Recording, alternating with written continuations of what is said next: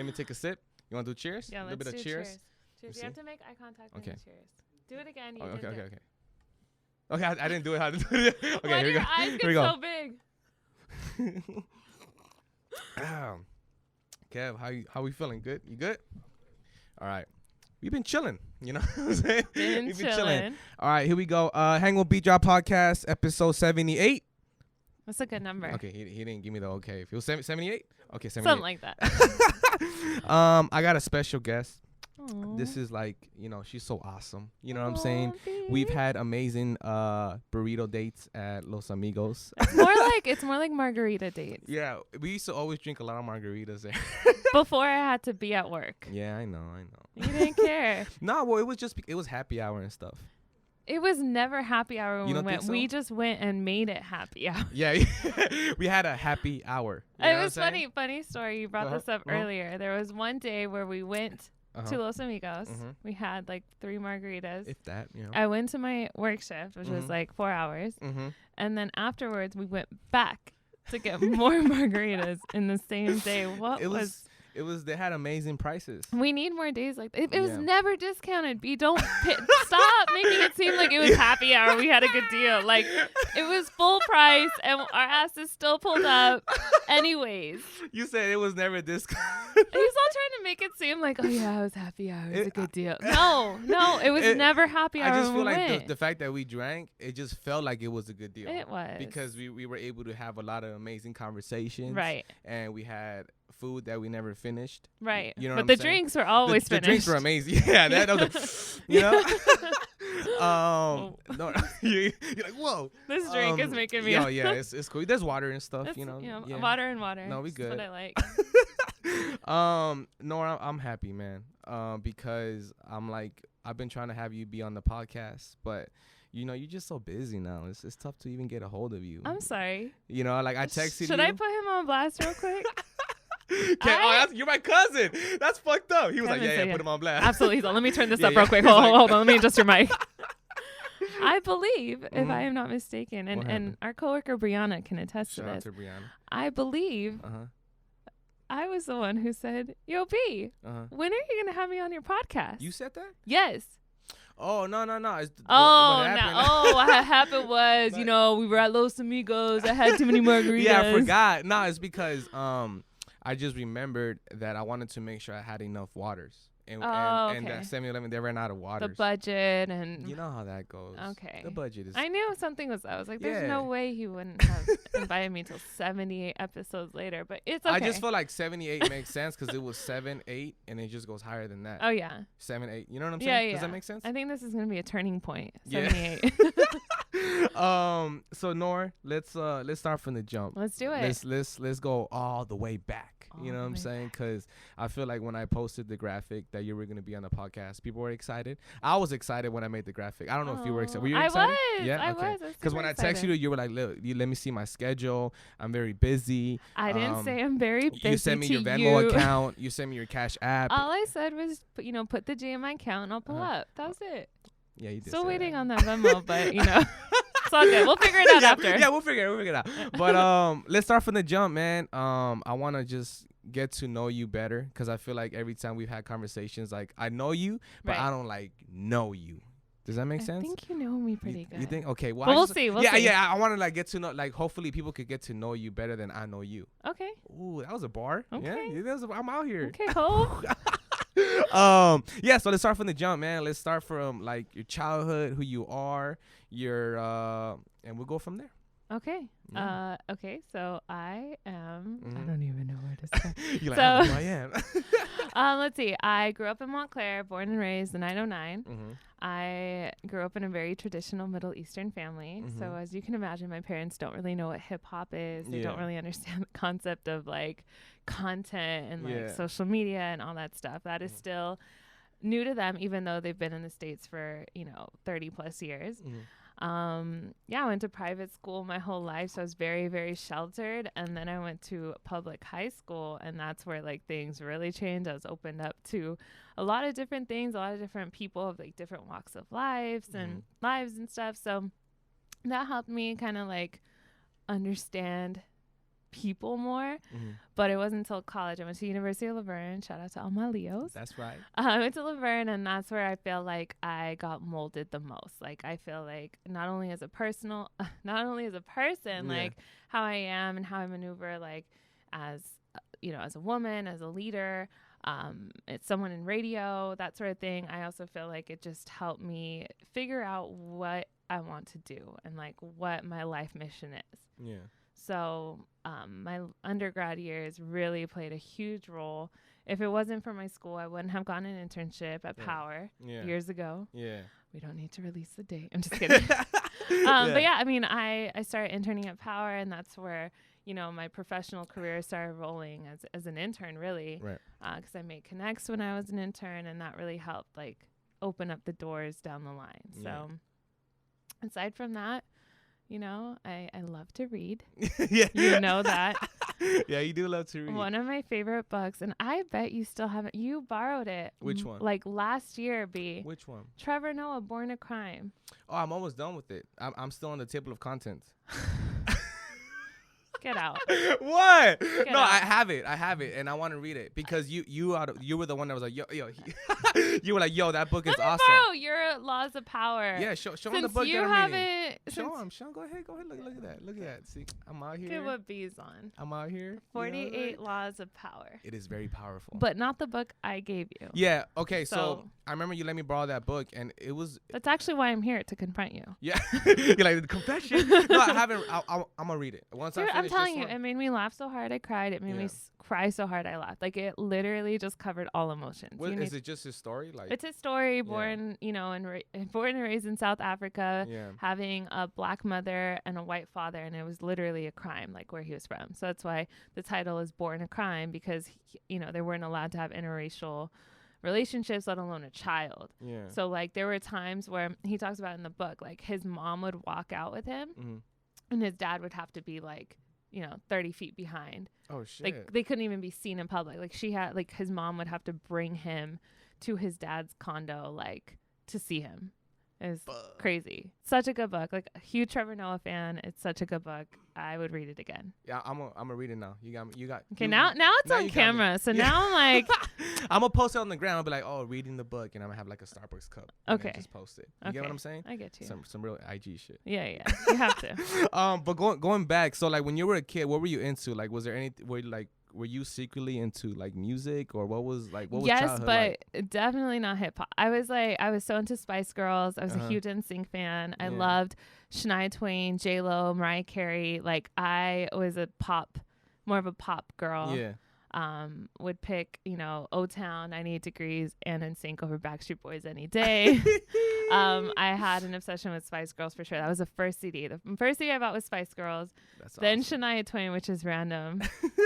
Like, let's go, girls. That was like how her album started, or one of her songs. And then I bought the Mariah Carey CD. I was a huge Mariah fan. O-Town, like I was so into the pop scene. I would watch MTV for their music videos. TRL. Damn. Every day with Carson Daly at 3 p.m. That was my life. Did you make videos, like your own music videos? No, I was just always fascinated. I always try and copy like J-Lo's hair. I was like so obsessed with J-Lo. Yeah. And I would like always want to like, when she came out with the video with Ja Rule, the I'm Real song, and she had the pink jumpsuit. I was like, oh my God, I need to get that. Mariah Carey and Butterflies. I was like, I have to have everything butterflies. Like, it was just, I was obsessed with Ginger Spice, which is random, the redhead. Yeah. So I was like, once I had like, I was fixated on someone, I was like, oh my gosh, I want my hair like them. So. That's awesome. But yeah, I was like super into to pop more so than.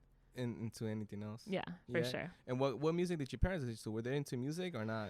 You know what? I mean, they listen to Arabic music, which is obviously completely different. It's very like dancey and like romantic and stuff.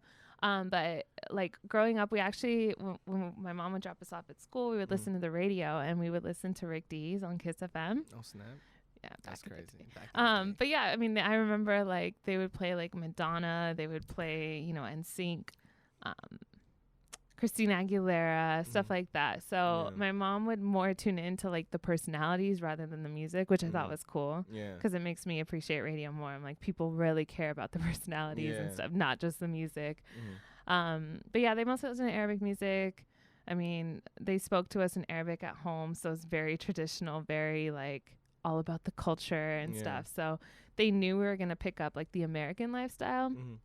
So they tried to maintain like the Middle Eastern-ness as much as possible. That's fucking dope. Yeah. Like, dude, when I was younger, I used to like reject it. Like I used to be like embarrassed to speak Arabic in front of my friends. But now I'm like, oh my gosh, I'm dropping off my future kids at my parents' house every day. So they pick up the language, they pick up the customs. Like even if they're mixed with whatever, like I want that. Like no matter what, I want them to learn the language and learn the culture as much as possible, especially from my parents who grew up in their countries and, you know, came to America in like their 30s or like late 20s, actually.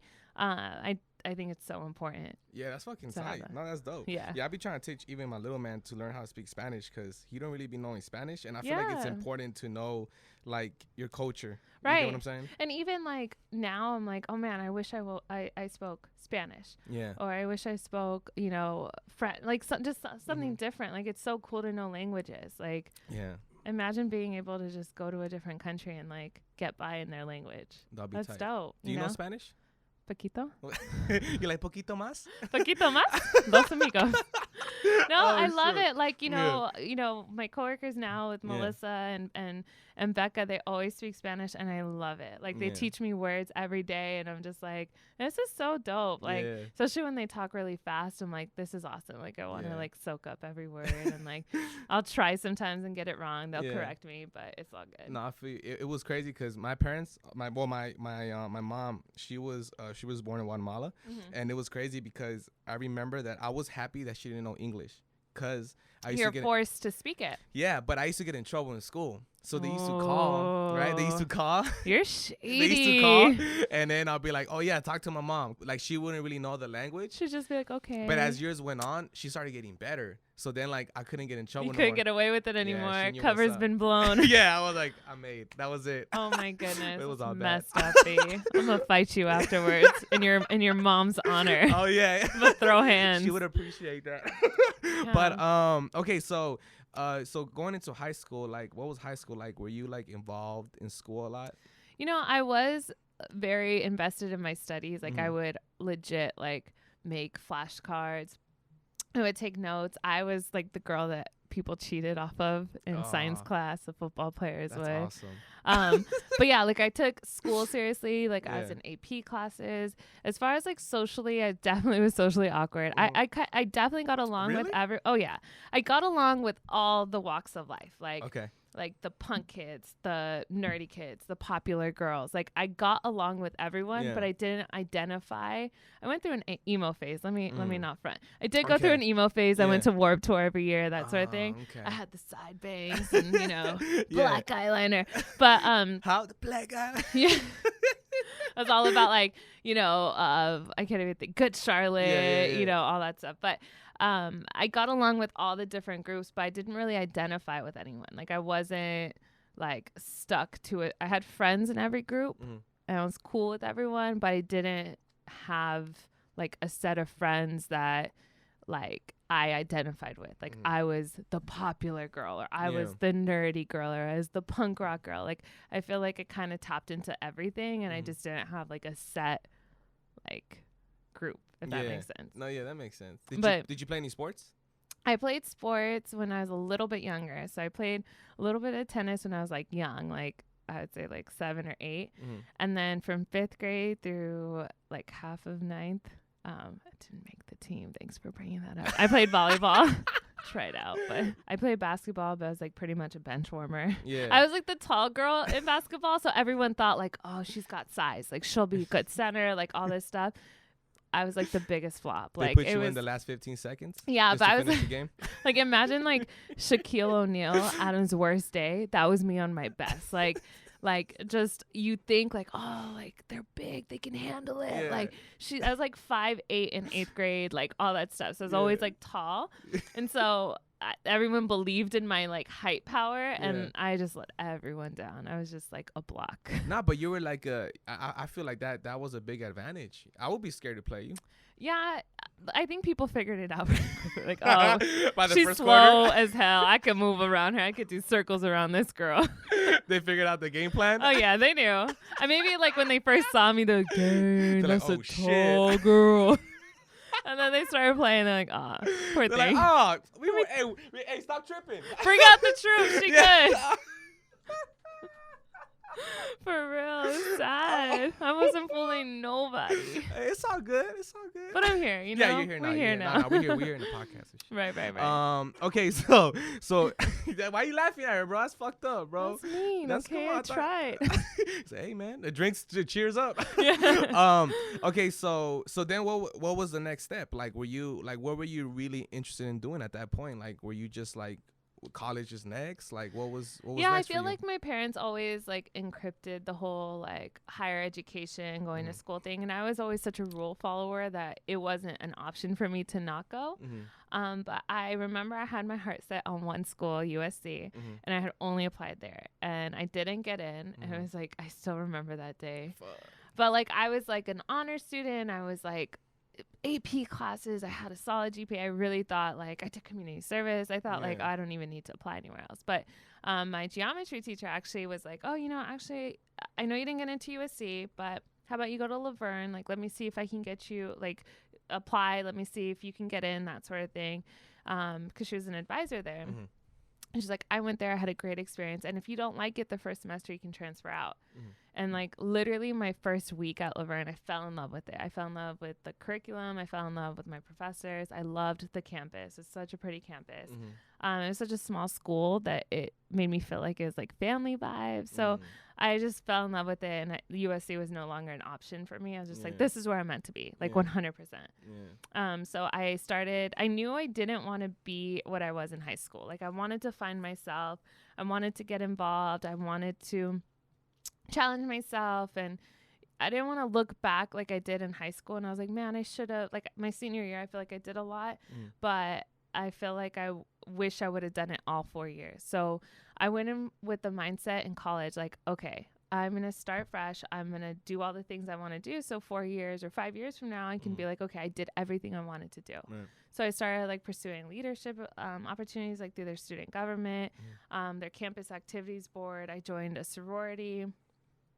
I did like their orientation week leaders and stuff. And I just felt like every position I was put in, like I grew so much and learned so much about myself, which is why I was saying earlier, like college is when I really feel like I found myself. Like I knew I wanted to be in leadership positions, even like post-graduation. And that's where I started doing our school radio station, Leo FM. And so I was a broadcasting major, and I remember sitting in my professor's office, and he's like, what do you want to do? And at the time, Big Boy's Neighborhood was on Power 106, and I still love Big Boy. Like that, if you grew up with Big Boy, like there's nothing that can happen to you to change your mind as to what an icon Big Boy is, right? So I remember like, oh, I just want to work like at Power 106. I want to be like in morning radio. I want to work with Big Boy. Like I remember that conversation so vividly, like wanting to work at Power, wanting to do mornings, and wanting to be in the same room as Big Boy. And so that was like, I think my sophomore year or so. And I made my, radio broadcasting my focus. And we had to do like on-air shifts on Leo FM. And then senior year, we had to do like a senior project. So we had to pick something that we really liked, and we had to do like a weekly show. And mine was called All Things Hip Hop. So every week I would do like a different highlight. So it would be like my first week, let's say, was like the females of hip hop. Right. And I'd play like an hour worth of female hip hop, talk a little bit about the song or the artist. Oh, shit. The following week, it would be like beef, like who had beef. I'll play both their beef records, like Nas and Jay-Z, play both their records, which is a lot of work because you have to like edit the songs yourself. Yeah, that could be that was a tough week. Especially if it's a diss record. That was a tough week. No Vaseline. Like that was a tough week. But then like I would like lighten it up the next week and do like my favorite club songs or my favorite new artist. I remember putting J. Cole on there and like being so obsessed with him before he was like popping at all. And so like I still have everything. I still have all those CDs and stuff. So it's just cool to like, not to listen back because those are a little cringeworthy, but to just know that I was so into it even back then. Yeah. that's where I just like fell in love with radio, and I was just like, all right, this is the path I want to take. I'm going to start looking at internships, and then got the power internship, and that's when everything started to like. So how did the power internship come to you? Okay, so at my school, you had to have an internship to graduate. That's part of like the graduation requirements, which I'm so thankful for that, because I didn't realize how important an internship was. Right. I know a lot of people, such as yourself, you know, you get hired on the spot. You just got to have that smile. I'm like, oh, hi, I'm Beatdrop. Hire me. And like, okay. But like, you know, other people like myself had to intern first. Yeah. And so I'm so grateful for that, because I didn't know, you know, the people I would meet were going to play such a important role in my career down the road. Right. And so one of the students who actually is such a small world. So one of the students who I went to school with, her name's Christine, she had interned at Power the year before me, and she's actually now Disco Drew's wife. It's such a small world. It's so crazy. Yeah, she's dope. She had interned before, and my professor Mike had asked if like, hey, you know, Noor is interested in interning at Power, you know, here's her resume, that sort of thing. And the conversation happened. They reached out to me, and I got an interview, and I still remember that day. Yeah. It was so scary. Yeah. I showed up like 3 hours early. Just in a parking lot? Yes. And one, I hated driving on the freeways then. Yeah. Like, I was mortified, let alone to go from Laverne to Burbank. I was like, oh my God. Yeah, that's a lot. I didn't know if like traffic was going to be mad or what. So I was like, okay. So I remember just like sitting there and just kind of like freaking out internally, like, I need to get this. Like, I need to get this. Yeah. As all I was like, I have to get this. And before that, it was during the summer, and I remember Jeff had called me and left a message. I didn't have service, and I didn't get his message till like 3 days later. Really? And I got it on a Sunday. It was the weirdest thing. I had a BlackBerry, and like, for whatever reason, I remember I was at Scandia that night. It was like a Sunday night, and I was like, oh my gosh, he had left me a message. He's like, hey, this is Jeff from Power 106. We got your internship application, your resume. We want to bring you in for an interview. And I remember being at Scandia, so random, and I was like, shit, I missed my opportunity. Like, he called me a few days ago. He's trying to set something up for next week, like, or for you know, like pretty much the next day. And so I was like freaking out. I was calling the office line as if someone was going to be there on a Sunday night.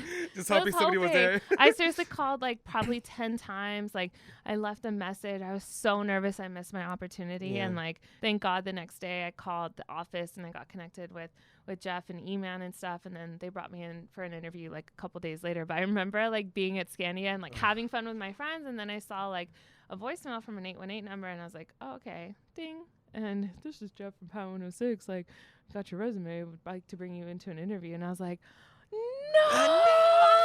So like having a mini heart attack, and like I remember going from like having so much fun at Scandia with my friends, and then like just doomed, like feeling like so heavy, just like, oh my gosh, I can't believe I missed this. Yeah. But it worked out, like, obviously, and got in contact with them and got an interview, and then they let me know pretty much that day, like, hey, you know, we'd like to move forward with you as part of our internship program. And, you know, we figured out a schedule, and I took it so seriously, B. Like, I had to be in like at 9. I would be there by 7. Like, seriously, I was just like, there's no way I'm gonna treat this as if it's a job. Yeah. I'm gonna treat this as if my entire life depended on it. That's right. I'm gonna work as if like everyone was watching. And that's all stuff that like my professor at Laverne would tell me. He'll be like, you know, a lot of time people treat like internships and volunteer work as like it's an option. He's like, if you want to do this, you have to treat it as if you are getting paid $1 million to be there. So I was just like, oh my God, I need to be there early. I need to be the last one to leave, have a good attitude and all that stuff. So I made sure that like, although I was a quiet intern, like I was definitely on the quiet side, I made sure I was always putting the work first. Like even we had Powerhouse one year, and Teddy Moore can attest to this. We had Powerhouse, my first Powerhouse, and they were like, oh, you know, once you're done giving out the flyers, you can go back inside, watch the show, and then like 30 minutes before the last performer, just come back outside so you can start handing out the flyers. I was so nervous that I wasn't going to be like, that I was going to miss the mark, that I stayed outside the entire time. I was just like, just in case someone walks out, I'm going to have these flyers. I'm going to hand them out. Oh, like, shit. and I think it was like they at the time they made CDs that people could go home with. I remember giving those out and stuff. But I was just like, I want like, you know, the Diana Jasons and Junior at the time. And even like Charisma was involved in a lot of things. I wanted E-Man. I wanted Jeff, Jimmy. Like, I wanted them to like know that I was about the work and not about like, cool, Rick Ross is performing right now. Like, let me go check it out. I wanted them to know like, I'm not here for that. I'm here to work. And so I remember staying outside and Teddy was like, what are you doing? I was like, they told us like we have to hand out flyers afterward, like brochures or whatever. And he's like, yeah, that's like 4 hours from now. I'm like, yeah, but you never know. Like, you don't know who's watching, or you don't know if I'm going to miss someone or whatever. So like I made it a point. Like I took it so seriously. Yeah. I would always ask everyone before I left, like, is there anything I can do for you? Is there anything I can do for you? I just wanted people to know, like, I am here to work and that's it. I don't care about your free tickets. I don't care about, you know, getting a picture with whoever was in town that day. I still to this day, like, of course it's so cool. And especially like working with the morning show, the caliber of artists and stuff is so dope. Don't get me wrong. And I love the music and I love the art. So I want to appreciate the artists and kind of like, you know, take pictures and do all that. But the most important thing to this day is the work. Yeah. Like, I would much rather have my team get their photo or my team get what they need to get.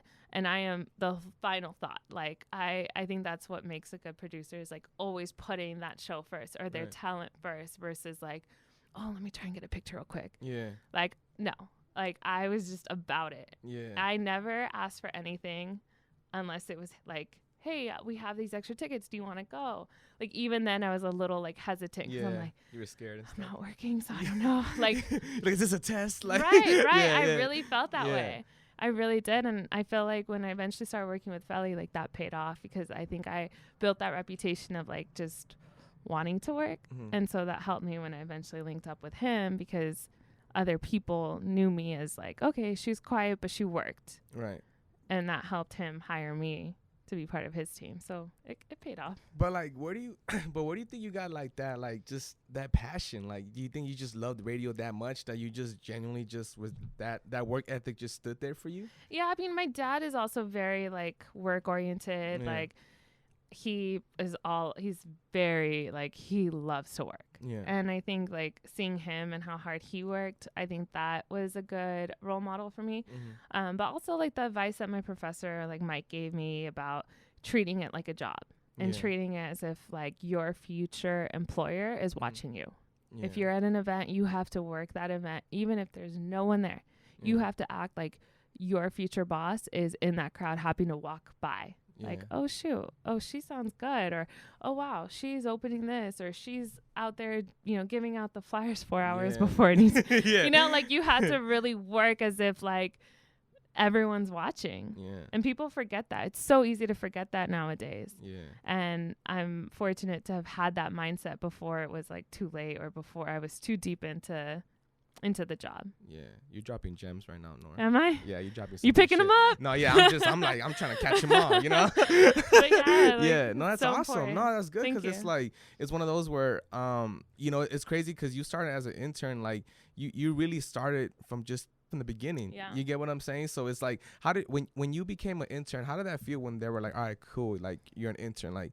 Did you feel like, oh my God, like this is one of the best days of my life? Yeah. Yes. Yeah. 100%. Like, especially Power, like it's such a staple in LA, such a staple in hip hop. I was so proud. Like, I was so proud to be part of the team, even at an intern level. Yeah. And I never took it for granted. I never took advantage of the situation. I almost, like, my one, I guess, regret would be like that I didn't take advantage of the situation enough. Like, I was always like quiet, and I wish I had put myself even more out there. Like, obviously, coming as far as I did, I'm like, no regrets and stuff like that. But if I'm honestly speaking, I feel like I could have done a better job at like, the people, the higher ups too, like getting them to know me. Yeah. Like making that connection on a more personal level versus like, oh, here's the paperwork you requested, and just being professional. Like, I should have like walked into, you know, I remember going to Terry's office and just like, how do I like get hired here and stuff? She's like, well, make sure Diana knows your name, make sure Jimmy knows your name. And I was so intimidated by them. Like they were just like these, and they still are like these people that I'm like, wow, like these are players in the game. Right. These have made decisions. They've made decisions for so long, and they've obviously done it successfully. And like, I was intimidated by that. So I wish I didn't let like their status and like the industry intimidate me as much as it did. No, that's fucking awesome. I'm like, that's awesome. So okay, so you're passing out pamphlets, you're passing out CDs 7 hours before the show starts. Teddy's like right there with me, like, what's wrong with you? You good? But he stuck it out with me. Yeah, he did. Hey, Teddy's a man. He's man. a real one. And you knew him when he was Tito. He wasn't even Tito. Teddy. Yeah. I still sometimes I'm like Tito. I'm like, oh shit. I still have him as Tito on my phone. It's crazy because like I still be telling people like, oh yeah, Tito, and they're like, who? Yeah. I'm like, oh, Teddy. My bad. Yeah. I'm like, Teddy my bad. Mora. Yeah, that's the homie. You know what I'm saying? Yes. So what was the next step for you? So you were an internship. Did your internship end? Like, what was the process like? So they had asked me to stay for the rest of the year. So I started interning the first half of my senior year, and I was like beyond elated that they like, you know how sometimes they'll do that, like, oh, if they think you're like solid, they'll be like, oh, do you want to stay like for the other semester or whatever? And I was like, absolutely, sign me up right now. I'll sign in blood if I have to. I was just like so like elated that they like, you know, allowed that and that my school allowed it. And so I stayed on for the year, and then I finished my internship probably like in June when I graduated. And then the summer I kind of, not that I took it off because I always had work, but it wasn't like radio work. I had like my waitressing job. I helped my uncle who has like his graphics company. So I had work, but it wasn't anything media or radio related. You're trying to pay the bills. You're trying to pay the bills. You know, 21-year-old me just trying to get by. But shortly after I started applying for jobs, and I remember one day I took my sister with me and I dressed up and I went to iHeart. I went to Back to Power. I went to KGGI. I went to Q1047 and physically like gave my resume. I asked to meet with the music directors. Like I was just like, I need to make this happen. Like applying online was cool and all, but I was like, I needed like, and social media wasn't as like huge. Not that, I mean, I feel like social is now like LinkedIn and all that stuff too. So that wasn't available to me at the time, but I was just like, I need to meet these people. They need to see me. They need to see that, like, okay, this girl's going to work. So I physically drove out and went and handed my resume to people. And I remember the music director at Q1047, he was like the first one that I met with. And I was just like, I'll work my ass off. Like, I was just so passionate. It was like my first one. So I was like really nervous. And then I went to like KGG. So Q1047 was like in Ventura or Oxnard or whatever at the time, and then KGGI was in Riverside. So I just remember that day of just like, I remember the shoes I wore and everything. Like, I just remember like, all right, I'm gonna get this done. I was so focused. And then I had dropped off my stuff at iHeart, and I had told my advisor Mike, and he had hit me pretty much within that week, and he's like, hey, one of the former Laverne students is now moving to Ohio, I think it was, and her position's available. I'm gonna like tell her that you submitted your resume already and just see if she could set something up. So she was like in the process of moving, and her position had opened, so I knew I wanted it. And because she linked me with her boss, I got an interview. I met with my boss at the time, Melissa, and then they offered me a second interview. I met with her boss, Kevin, who to this day, both of them are so great and so helpful to me. But they hired me shortly after that. And I remember the day I got the call. It was Lil Wayne's birthday, and it was the day the J. Cole album dropped. Oh, shit. And I remember getting the call on my way to pick up the J. Cole album. Like, you know, moments like that you just don't forget. Never. So whatever, September 27th, I believe it is. Like that, But like, I was just like, oh my gosh, this day is so badass. It's Lil Wayne's birthday. J. Cole dropped an album, and I got my first radio job. Like, what the fuck is my life? So, so from there, I started working as a promotions assistant for Coast and My FM. I absolutely loved it. It was an office job, so I just dealt with like the winners, paperwork, filing, stuff like that. But I had met my boss, Kevin, who at the time I thought was very difficult to work with. But in hindsight, I'm so grateful to have worked with him because he taught me so much. He built my tough skin. He built my like want to be better. Like I feel like, and I mean this in the best way possible. Like I lost some of my sensitivity because of him. I realized it's not about me. It's about the job. Like he was so respected, and to this day remains to be very respected. Like I absolutely adore him, but at the time I didn't realize how important he was going to be to me in my role because I was so scared of him. Yeah. Like I remember one time Melissa was out and he had a programming meeting and he sent me notes to print out. I didn't know he needed them by like, let's say 9 a.m. I thought I had till 10 a.m. He just needed them by 10 or whatever. And he like came out and he was like, where are the meeting notes? I need those right now. The meeting starts in 5 minutes. And I was like, and it was like 20 copies of like 40 pages or whatever it was. So it wasn't something that could get done right away. And I was just like, I'm going to do it. I'm going to do it. And I remember like being at the printer and just crying like a weenie. But then I realized like, dude, no, now I need to start asking people for deadlines. Like, hey, Kevin, what time do you need this by? And I didn't realize like how important that was. Like, I just took it like personal at the time. But now looking back, I'm like, it was as simple as just learning how this man works. He is in his position for a reason. He is respected for a reason. Let me get on his level. I need to learn from him. He doesn't need to cater to my sensitivity. He doesn't need to cater to my like, oh, it's okay, Noor. No, like, it needed to be done. He had a meeting. He expected me to do it. I need to be better at communicating. So like now I appreciate, that was just one situation of ways that he's made me better. But I just am so thankful to have worked with him. But shortly after that, Melissa and my other boss, or a boss at iHeart who did 98.7, Mike, moved to CBS. And they're like, hey, would you be interested in moving to CBS with us? We'll give you more hours. There's a little more pay involved. And I was like, okay, sure. So I left iHeart, which I loved working for. I loved the stations. I never had like a bad situation there. But I was just kind of like, okay, cool. Like a better opportunity. Why not? I went to CBS and I started working for Jack. And it was kind of like the same thing. Promotions assistant, winners, tickets, paperwork, that sort of thing. And there I kind of learned the test of time, of patience, and like it's okay for a quiet season. It's okay to be where you are because you're there for a reason. You just can't see it yet. And then while I was there, Felly was looking for an assistant. And I was like, me. You're like, I could be an assistant.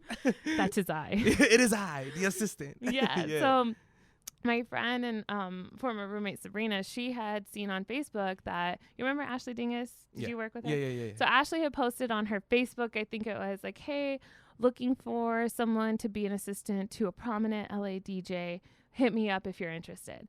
So I remember messaging her on Facebook, like, hey, Ash, like, because I'd worked with her at iHeart. Okay. So that's how we knew each other, and that's how we were friends on Facebook. Oh, okay. That's sick. But she went on to work at Power. And then I worked at CBS, so we hadn't, like, stayed connected. But, I was, like, lucky that she posted what she did. And so I hit her, and I was like, hey, do you think I'd be a fit for this job? She's like, yes, when can you come interview?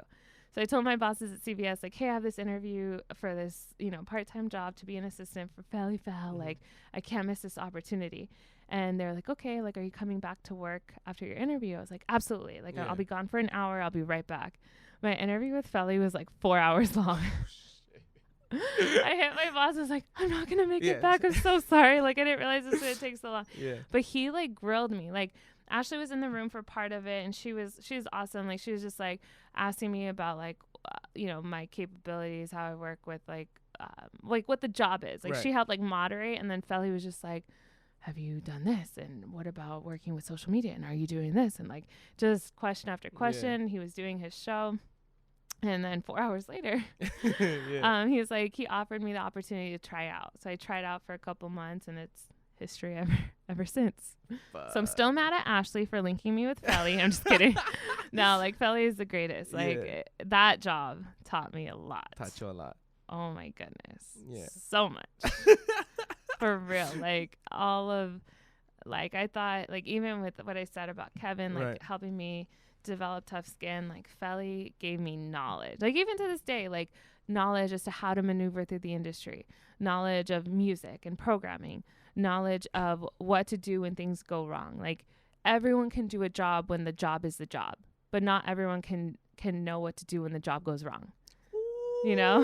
So, drink to that. Drink. Give me. We got drink. Yeah, that was damn. Shit, Jesus Christ. You're dropping so much gems right now. You know? Jesus Christ. Slight work. Yeah. This is what I do. Fuck. That's awesome, Noor. Yeah.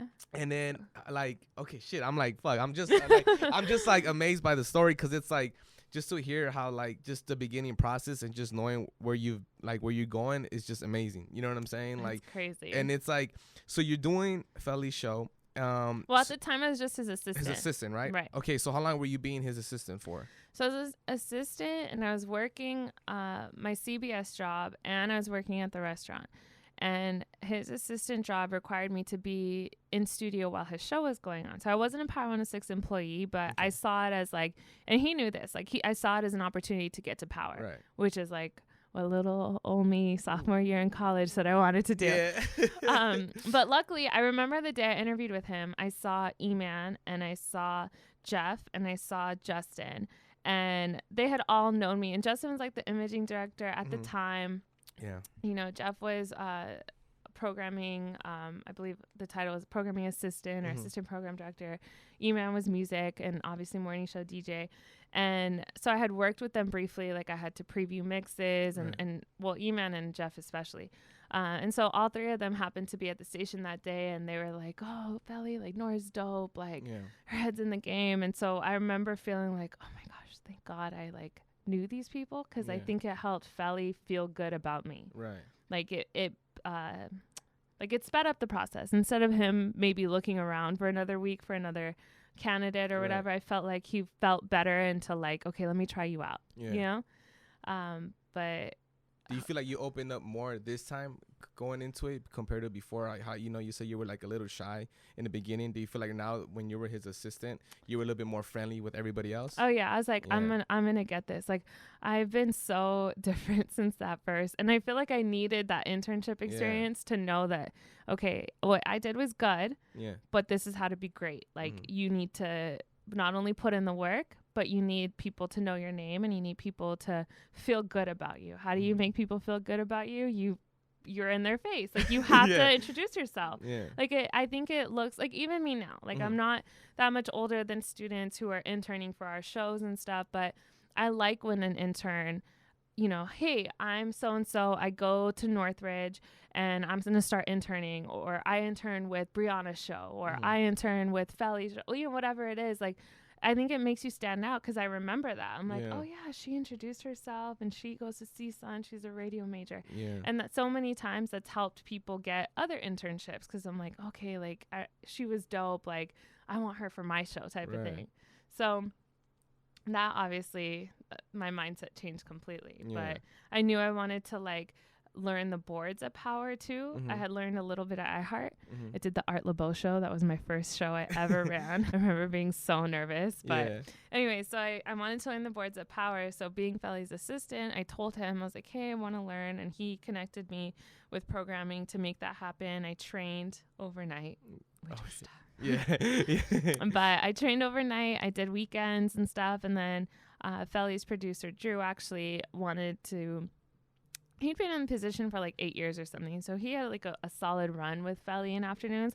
But, you know, he's his own DJ. He's his own brand. So he wanted to focus on that. So he left. And then I felt like I wasn't good enough to be Feli's producer, because I had just done overnights and weekends. So it wasn't like a personal, I don't feel good enough. It was a technical, I don't feel good enough. I don't know the boards that thoroughly to like take on the afternoon drive position, you know? So I remember they were looking for someone to, you know, take over, and they had found someone from like Playboy Radio. It was like a solid guy. He got offered the position. He accepted it. And then a week later, he got offered full time at Playboy. And he was just like, oh, I'm sorry. Like he started training with you and everything, I believe like twice already. And he was like, oh, I'm sorry, I have to decline. And so then I remember E-Man had called me into his office. He's like, hey, can you just take over? Like Drew thinks that you could, you know, you could do it. You know the show, you know Feli and all this stuff. I was like, absolutely not. Like, no. I remember crying. I was like, no. I was like, I am doing Power 106 a disservice. Like, you are fucking up if you put me behind the boards.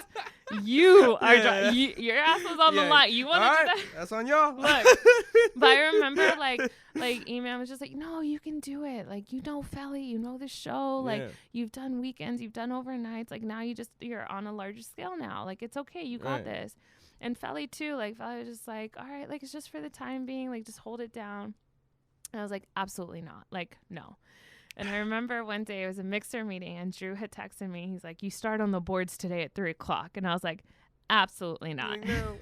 Like, he decided, like, pretty much like, I need you to start today. And I remember being mortified. Like, I went in a little bit earlier and he showed me a little bit about, like, at the time we had like the 420 roll up. He showed me where like the imaging was for all of that and stuff. And so I was just mortified. Like, I did not want to do it. Just not that I didn't want the opportunity. Obviously, I wanted it. Yeah. But I just didn't feel good enough. And I was just like, Drew was a beast. Like, Drew could, like, hit stuff with his eyes closed. He was a DJ, so he knew programming. Right. He was just like, I was just like, I can't be better than Drew. Like, I felt like I couldn't. Like, no. Hire someone else, figure your shit out, because I'm not doing this. I'll help. Yeah, but I didn't even want to help because I just didn't feel good enough. And I like surprised myself, like, of course, with the support of like Felly and Eman and even Drew. Like, I was like, okay, I felt like empowered a little bit and I did it and it worked out. But I like everything you could have possibly fucked up on the board. Yeah, I did. Everything from dead air to wrong commercial set to wrong artist drop into the wrong song to pushing the wrong button and then pushing the wrong button again. Like, anything you could have possibly messed up. And I truly believe to really learn the boards of power, you gotta fuck up. You have to fuck up in order to know what to do. Like, that's it. You just have to mess up, and that's how you learn, and you'll never forget it. Yeah. Once you mess up, like, I felt like my entire body just like shut down because I was so nervous and I was so like hard on myself and like scared of like what's going to happen to me and like they're going to think I'm not good enough and all that stuff. And once you mess up once, you like don't make the same mistake twice because you remember that feeling. You remember. And you just don't want to feel it again. Dropping, like. Yes. I remember one time, like, it was even an overnight shift and I played the wrong commercial. I went to the bathroom and almost threw up. I was like, oh my God, they're going to be so mad at me. They're going to fire me. Like, there goes my future. Like, that's how serious I took it and still take it, you know, like, where it's just like every little mistake, like, you have the power to control it. Mm-hmm. There's no excuse almost, but you have to learn through messing up. Yeah. And we never do it again. That's awesome. Yeah. Oh man. Okay. And then how long were you board hopping for Felly? I mean, I was doing that since like 2015 up until this year. Yeah. And then you were also being like the producer of the show as well, right? Yeah. So I produced the content. Even if he had interviews, I produced like questions and content for that. He obviously is his own personality. So there were times where I would have like 3 pages of news and I felt like, oh my gosh, like I kicked ass today. Yeah. And he wouldn't use any of it. And at first I was like, okay, I can't take it personal. It's like what's best for the show. And it took me a little bit of time to learn that. But we've developed like such a strong bond that between us, there was no like, you're dissing me. It's more like what's best for the show. Right. It's not about your opinion. It's not about my opinion. It's not what, what you feel is important that day. It's what does the listener want. Mm-hmm. And so once you adopt that, like it's easy from there. You just make decisions based on them versus based on like your personal thoughts or your personal ideas. So so I started producing the content and I had fun with that. I just fell in love with it, like being able to come up with the topics or come up with the news or whatever was going on that day. So that's awesome. And then so I posted the graphic that you were gonna be here, and then like everybody seems excited that obviously what you're doing right now currently, you know what I'm saying? So Carlo, shout out to Carlo, he said how did she meet Felly Felb? Obviously, we already talked about that, but he said how did she become the producer of Nick Cannon Mornings? Man. So which obviously I feel like everybody's just so happy to see you in that position. Thank you. You know what I'm saying? So honored to be in that room with everyone that I work with. Yeah. That was, Eman had known that I wanted to do mornings and stuff. So when the opportunity came up that I didn't even know who was the new morning show. I just knew that we were getting a new morning show. Mm-hmm. And it was a very difficult conversation with Valley because obviously, like, I adore him and we have such a strong relationship, both like personal and professional. Right. Our chemistry, like, we work well together. I'm very happy with Valley.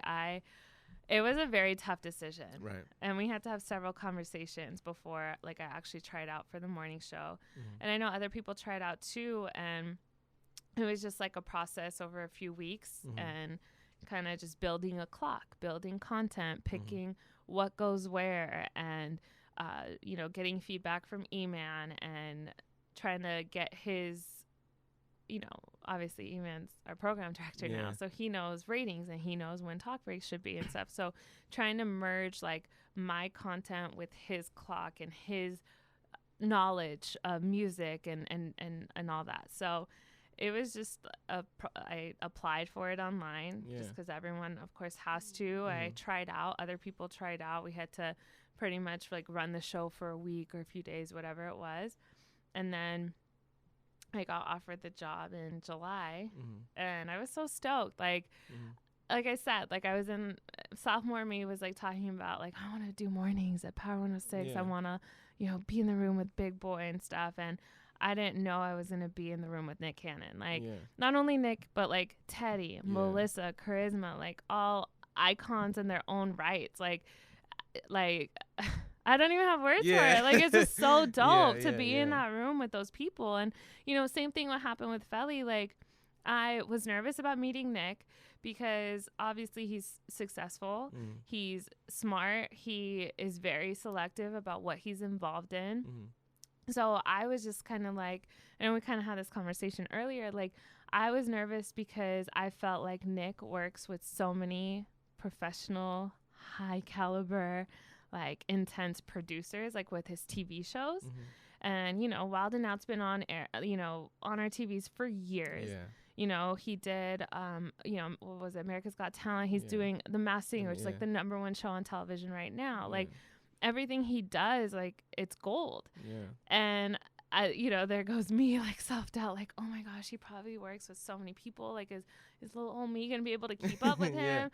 And that first week was tough because, like, you know, we all started working together. We hadn't worked with each other prior to that. And even though I'd known Teddy, like, I refused to treat him as my friend. I was like, you know, this is Teddy Mora. Like, this is also a non-air presenter. This is also someone who's funny as hell, who's creative, who's content-driven, and is LA to its core, you know?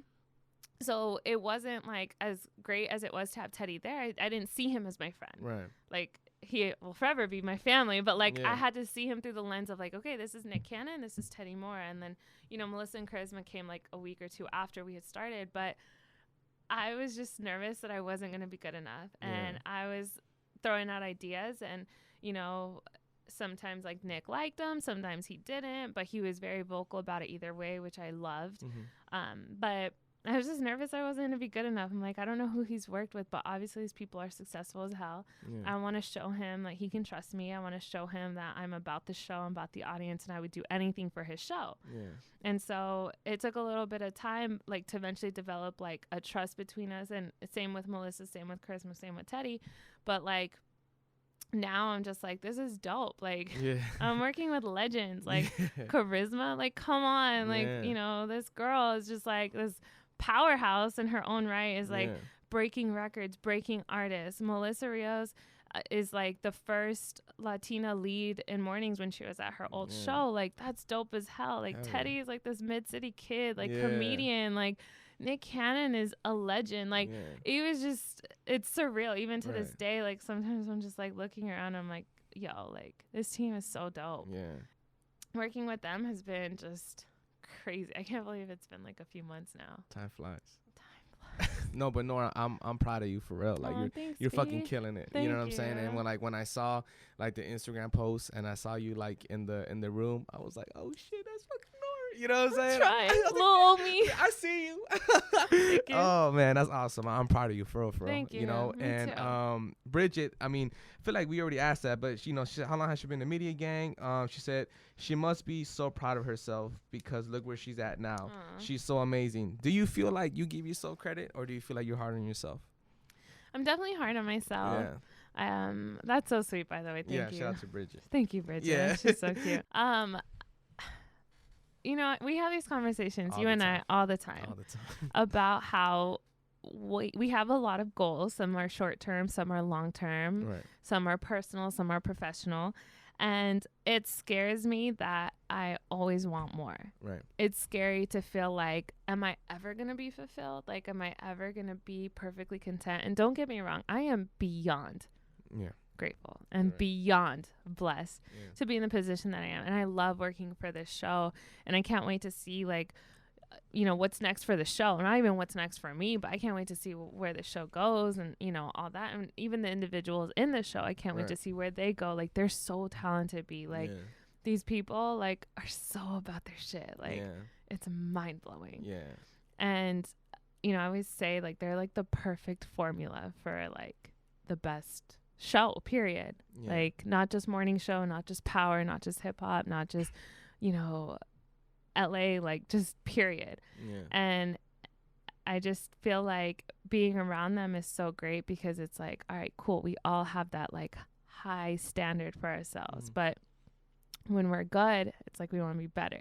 When we're better, we're hungry for best. When we're best, we want to be, like, beyond excellent. Like, it's good to always strive for more, but, you know, like we said earlier, it's like sick. Like, you feel like it's just like, I think the word you used was like it's an infection or something. Yeah, for real. Like, it really is. And it's like, you know, we have to remind ourselves, like, dude, look where you're at. Like, look who you're in the room with, or look, like, even you with your DJ career and like the brand that you've built for yourself. Like, could you imagine, like, you know, 10 years ago, you'd be working at Power and being on air and, like, you know, like, it's crazy to think that, but now you're automatically like, okay, what's next? And it's good to be like that, and it's always good to, like, want more, but it's just, like, almost sickening. Like, I'm just like, wow, like, this is like a dream come true. And you know what I went through last year with, you know, I didn't get a position that I thought I really wanted and stuff like that. And just seeing, like, now that I get to work for Nick Cannon Mornings, it's just, like, mind blowing. Like, that's way better than I would have imagined. But then it's like, okay, so what's my 8-year plan? What's my 10-year plan? It's just scary to think that way. Like, just shut up and enjoy it. Do you feel like you think about that a lot? Like, I'm, like, always stressed, like, about it. Like, it's crazy to think how far I've come, but then also wanting more. It's like, relax. No. Like, it's okay. Like, enjoy it. Smell your roses right now. Like, look who you're in the room with. Like, you know? But as much as you say, you know, you want more, like, you know, and speaking about Teddy too, like, shout out to Teddy, man. That's a good dude. You know, we've been through a lot. Even when I got hired, he was in street team. Like, how do you feel also patience takes in play? You get what I'm saying? Because as much as you want a lot, I feel like in the music industry, you have to be patient. Yes. And I feel like if you're not patient, you just nothing's gonna happen for you. You get what I'm saying? And I feel like you've been very, very patient. You get what I'm saying? So for people that are in the music industry or are just beginning their music journey, like, how much would you say patience is a big factor in what you do? It might be the biggest factor. Like, in addition to obviously consistency of, like, being consistent and working hard and being consistent in pursuing that ultimate goal, whether it's the ultimate short-term goal or the long-term goal, whatever it is, like, being consistent. But patience is just, like, some people have patience to a fault. Like, even Teddy, like, you know, just to think about his story and how far he came. And I just think it makes getting or being a part of, like, Nick Cannon Mornings even sweeter. Hell yeah. Like, knowing, you know, that we went through the internships and, like, I'm pretty sure, actually, we were talking about this earlier today. We were talking about college degrees. Like, are they important? Like, will they be important 20 years from now? Like, that was just the conversation we were having in the studio, because we're like, a lot of people are in debt. Is it worth it? All this stuff. What do you think? Just to kind of get. I mean, okay, right now, I mean, I have my college degree and I'm so proud of it. And I'm so thankful for my education because it literally brought me here. I was required to take an internship. I wouldn't have known. Right. And internships at Power, you have to prove that you're getting school credit. So I wouldn't have had the opportunity to be in the building if it wasn't for Laverne, if it wasn't for my education. So me personally, absolutely. I just have seen people who didn't go to school, you know, like Teddy and Melissa, they were talking about how they didn't finish, but how it's important for their kids. Like they want their kids to go. Right. Felly went to college for like 2 weeks. Yeah. And look at how successful he is. Yeah. You know, I just think that unless we're in like medicine or, you know, yeah, something where you would want. Yeah. Yeah. You know, like I would want my I would want doctor. the guy giving me surgery to go. Yeah, to go but to I mean, school right. Yeah, but yeah. every path is so different. Yeah. Like for me, college was bigger than just an education. Right. It was an experience. Like it was a social experience. Yeah. It was, you know, a leadership experience. It challenged me. And, you know, I kept saying like I found myself in college. So I feel like it was important for me to be there, and my degree is important to me. Yeah. But I don't think it's for everyone. Mm-hmm. I feel like if I do have kids down the line, long from now, years down the road, I feel like I would definitely encourage them to go to school. I would also encourage them to read a lot of books. Like I didn't like reading when I was younger, but I would make it part of their habits every night before going to bed, reading, you know, 10 pages or 5 pages or whatever it is. Just because I see how reading is also important to me. That's something I didn't do in college, but I've done in the last couple of years, and that's enlightened me as well. Yeah. So I just think it's not for everyone, but to each their own. I think that's just such a personal decision. Yeah. Is there any books that you're reading right now currently? You know what? I just got Rick Ross's Hurricanes. Shout out to Shirley Jew. Bells. She got it for me. Yeah. I am so excited to get started on that. And the one that I have and I still haven't gotten to is Common's book. Oh, okay. But those are the two that I would that I'm starting. I love that. Yeah, I started to read more, and I feel like it just helps you out so much more. Proof that Beatdrop is reading. I even got the bookmark. You know what I'm saying? Look at that. What, you got notes in here? Oh, yeah. You know what I'm saying? You know. Highlighted? Wow. Okay, yeah, I'm out here. You know what I'm saying? I see that. It's different, you know? But, like, don't you feel like reading alone? Yo, like, it honestly is, like, the best feeling. I'm not even so lying. Like it's so helpful. Like you just get so much knowledge. See, because I didn't go to college, right? So like I feel like sometimes there's things that I need to know or just certain knowledge, and I just buy books and I like soak lock it up. I soak that shit up like crazy. You know what I'm saying? But yeah, I love books. You know. Yeah, but same.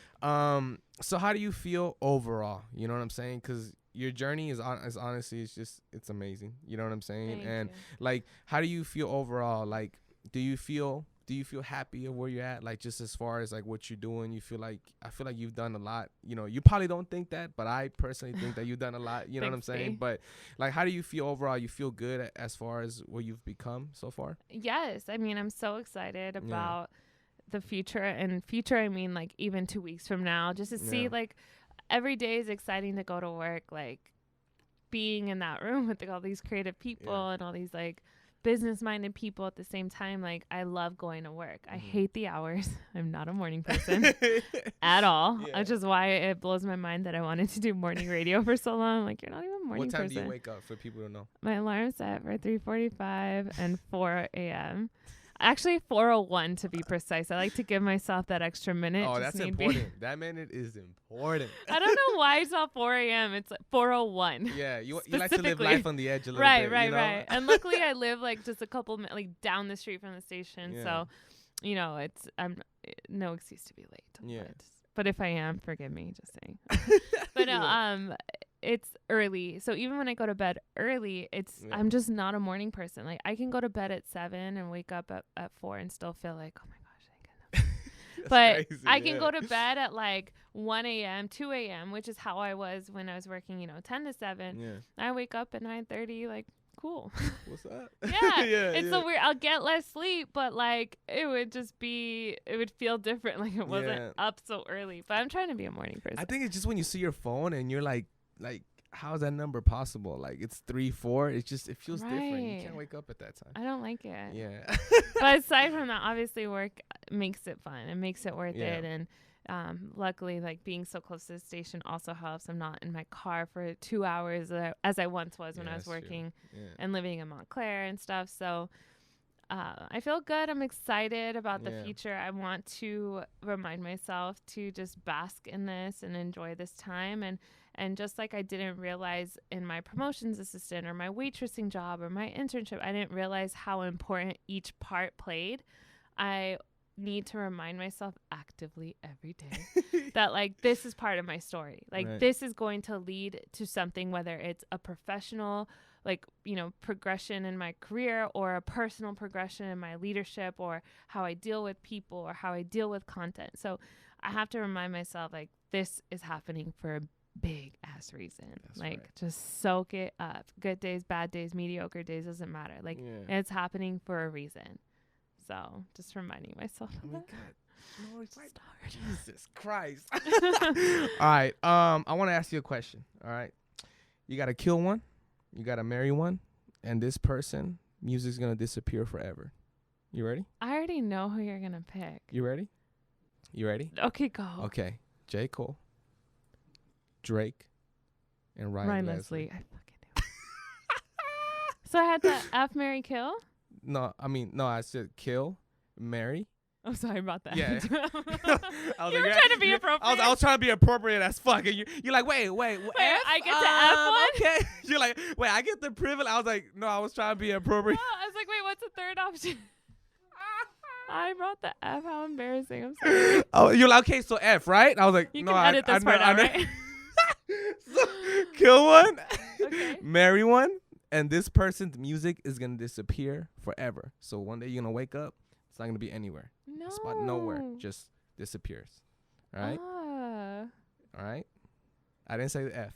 All right? Just to be clear. Just to be clear, I didn't say that. All right?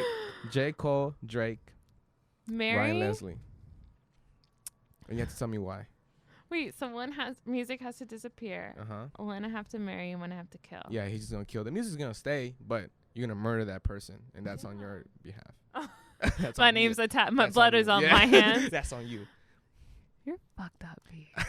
You're almost better off putting the F in there. You have to kill someone and take away someone's art? Yeah, you got to take away that person's art. Okay. I think. But Ryan Leslie went from homeless to Harvard. Oh, man. Okay, I think I would marry J. Cole. Marry J. Cole? For a couple of reasons. Tell me why. He's smart. He's intelligent. He went to school. He's very, like, all about his, like, education and all about his art and music. And he's been doing this from the jump. And I appreciate that. And I also love that he is married with kids and he isn't about the, like, club life and hoes on hoes on hoes. I think he's a solid guy. Like, as much as I love his music, I think from my perception of him, because you never know. I don't want to sound like, oh, he's so great. I don't know him like that. But my perception of him, I think he's a great guy. Yeah, I got to kill someone. Yeah, you got to kill him. Oh, man. You got to do it. I got to go. Yeah, you got to kill this person.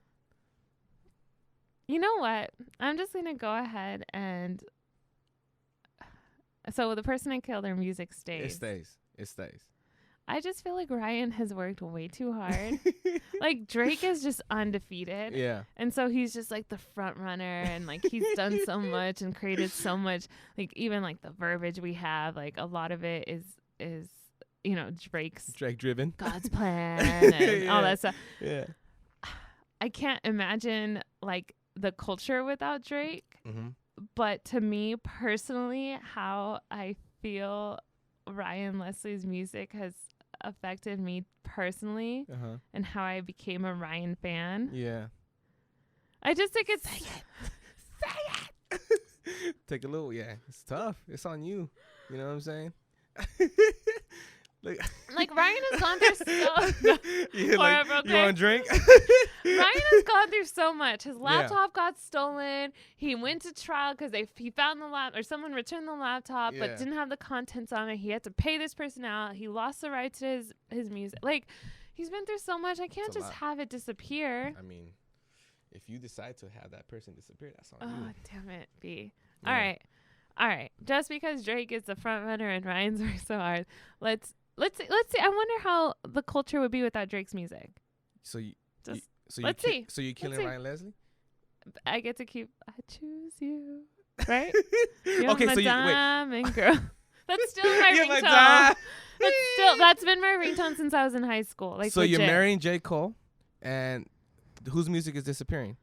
Drake's? Yeah, let's see how the culture is without Drake, since everyone loves to hate on him, but everyone's a big fan anyway. So, all right. All right. And then Ryan Leslie has worked too. Like, I just believe in him too much. I love it. I love how it was so hard for you. Because that's how I know you're passionate. Yeah. You get what I'm saying? Who else can make gibberish? I don't know who else can. No one. Just Ryan. Just Ryan. Yeah. Just Ryan. And have you watched videos of him, like, producing music? Yeah, it made me just want to get out of here and just go home. I was like, I saw it and I was like, okay. Pack it up. I was like, okay, it's time for me to this dream is over.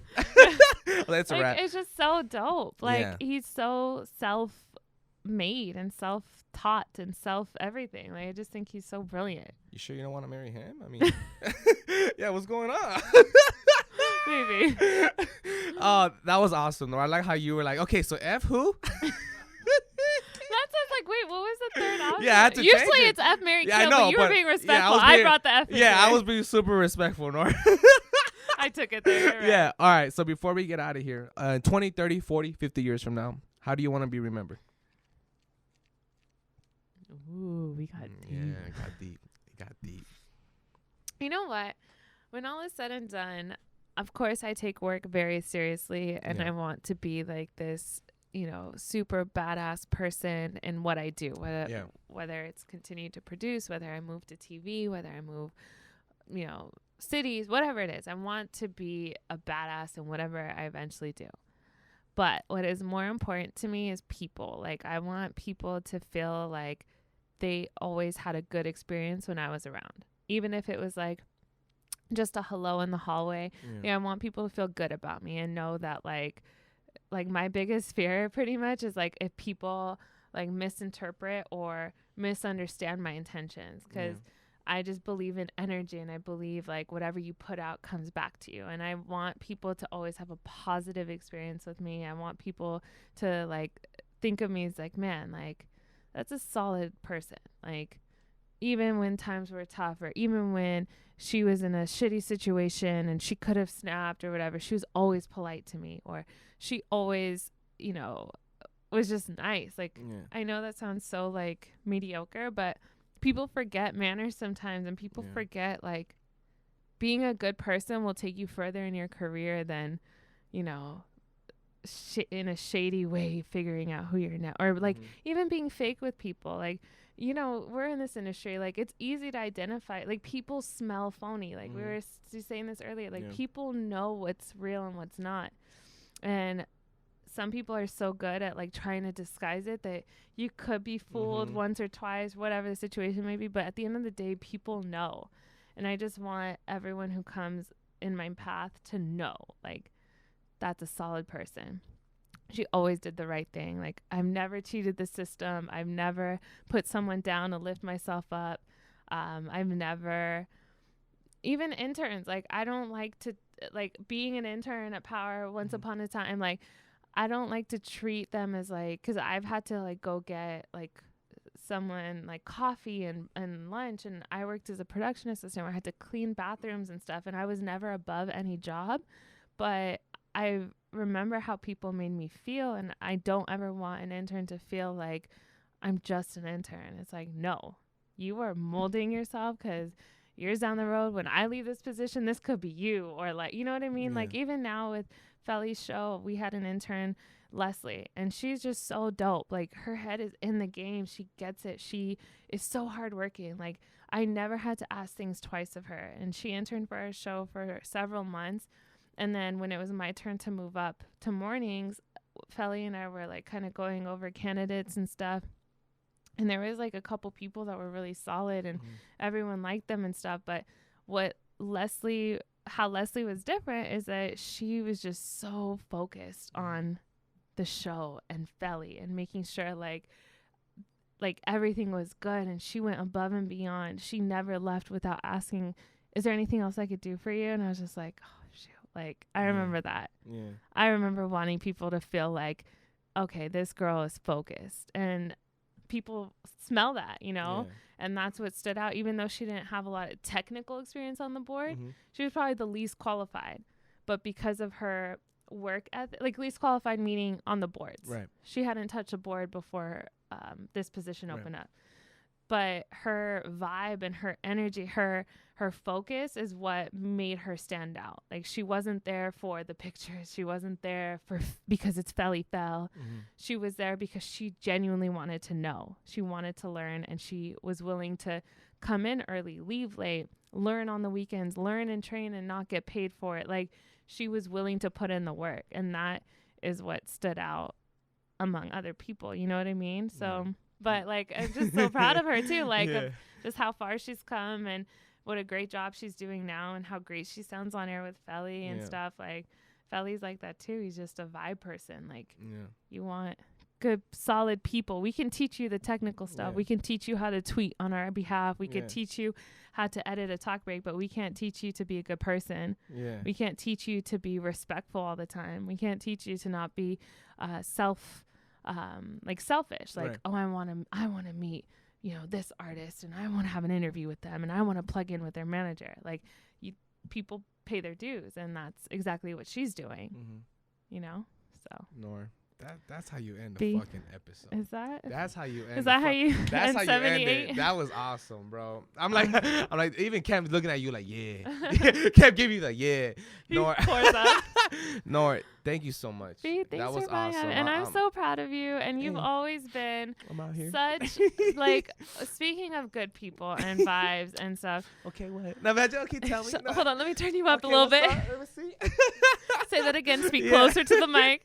No, B, you're such a good, like, everything. Like, everything from a good person to a great dad to an awesome DJ. Like, you've always been just such a positive and just exciting person to work with and work around and be around. And even like when we would see each other in the studios, like you would always like, how's it going? How was your day today? Like, people don't care. And I would always tell you, I would unload like, well, let me tell you. Where do I start? But like, you would always listen. And I remember you'd be like getting the show ready, and you'd be like, oh, okay, Milk, you have 2 minutes. Like, you would always listen, and then you would always like text the next day. So, are you feeling better about this? And people don't do that. Like, that's just what a gem Brian is. I forgot I did that, so thank you. No, like, you still do, and you always check in. And like, I know our Los Amigos dates have been limited lately. The scheduling's a little weird nowadays.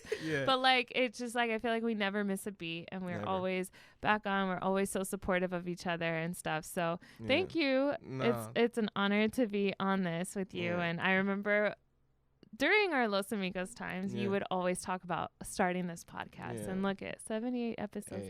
It took you 78 episodes to bring me on, so let me not give you too much credit. But you're doing all right. Yeah, I know. You're cool. Whatever.